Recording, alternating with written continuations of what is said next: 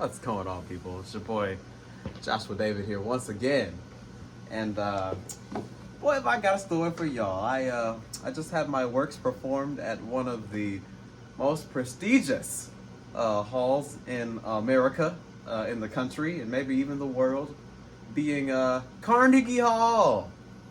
Yeah, so I'm still not exactly sure what to think about that. I'm still very much thankful to God beyond, belief.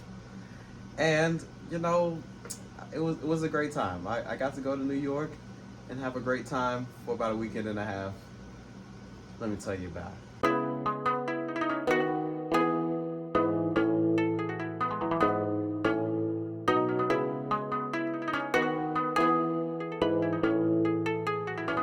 So first of all, let me tell you, New York is such a beautiful place.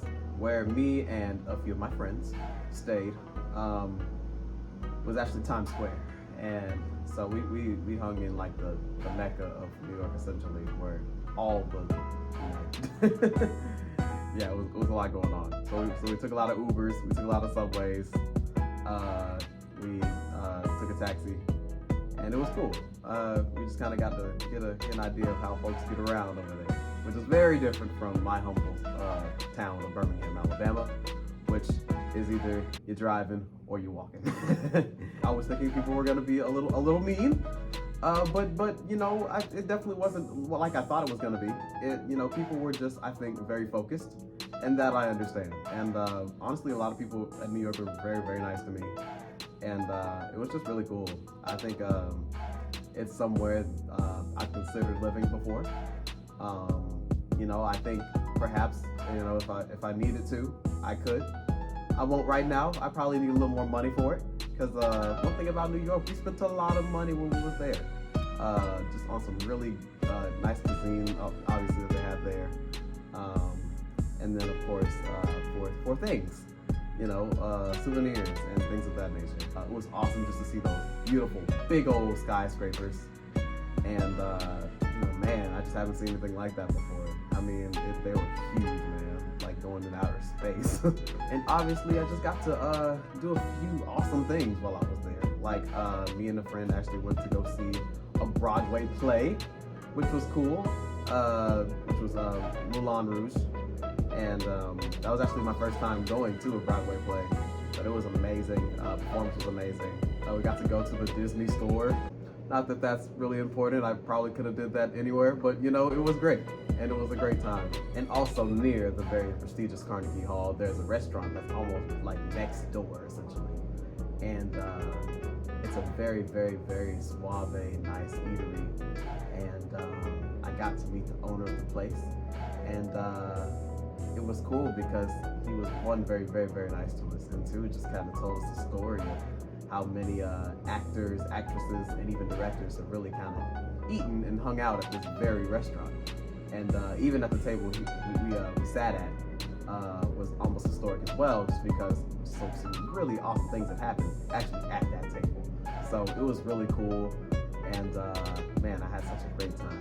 Now, how did I end up in New York? Let me tell you. It definitely, it was leisure and business for sure. But had my music not been performed in Carnegie Hall, I definitely wouldn't have gone. I probably would have stayed here.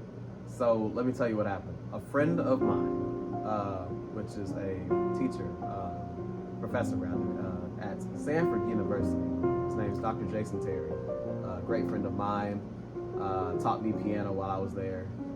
My last 2 years, and he commissioned me to write 4 piano pieces, actually 4 pieces for piano and a singer, for a social justice project that he was working on, called Songs of Hope.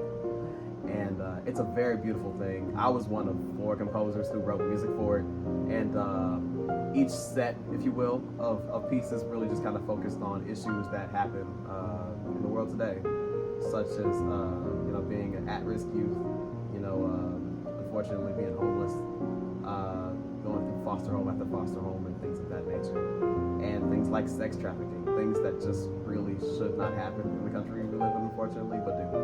And so awesome music, just really just kind of representing those problems and showing awareness much needed awareness to it. And however, I wrote pieces more on the at-risk youth side, and it was really cool. And obviously, as you guys know, or maybe you don't know, if you don't follow me, those pieces actually debuted first at my hometown in the Birmingham Museum of Art. There was also some presentations on these pieces at Miles College, and also my college that I used to go to, which is Stanford University. And it also got a chance to premiere at the Peabody. Yeah, the Peabody Institute. And that's, of course, in Johns Hopkins University in Maryland. And man, so it was just really cool to just have my music really kind of shared in such a fashion. And it's definitely cool just to be a part of some really, really awesome composers as well, because I really got to hear some music that they wrote for this thing as well. And man, it was just so beautiful. Just to even be a part of that is just amazing, honestly. And but yeah, and then of course the music also got to debut in the Carnegie Hall. So definitely will be adding that to my resume like today, and then to the website as well. And it's just definitely a moment I'll never forget. And I also would just like to shout out two of my very close friends, Noah and Naomi, who helped me to get my style together for Carnegie Hall. Because let me tell you, it was a very busy week before I had left. My flight actually left, it was October the 28th. And that was a Friday morning, but that whole week was so busy. And I was trying to find time to even pack and things of that nature. And I was worried that I wasn't gonna be able to get a suit or something like that for the hall, like the very prestigious hall that is Carnegie Hall, right? I didn't want to be out there looking dusty. And thankfully, I went to K&G just with those friends, and they really helped me find some good attire. And there's also a very, very nice gentleman as well who really kind of helped put things together for us. And because I was scared, like I know like we're gonna have time to get things fitted and things of that nature, but we found what we needed, and boy, I was looking good. Just look at this picture right here. Look at your boy. I was so happy, like, cause it really was like a day before I left that I got this, and I was just so ecstatic. So thank God, thank the gentleman at K&G, and shout out to my friends for helping me out, get my drip together. What can I say?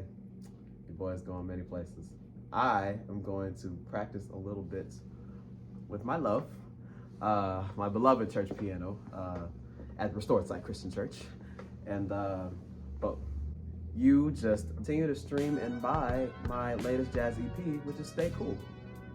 Would very much appreciate that. Puts money in my pocket, thankfully. And but yeah, and you'll definitely be supporting just someone who loves jazz and loves the craft of music. So that's all I got. It's Joshua David. See you another time. Peace out.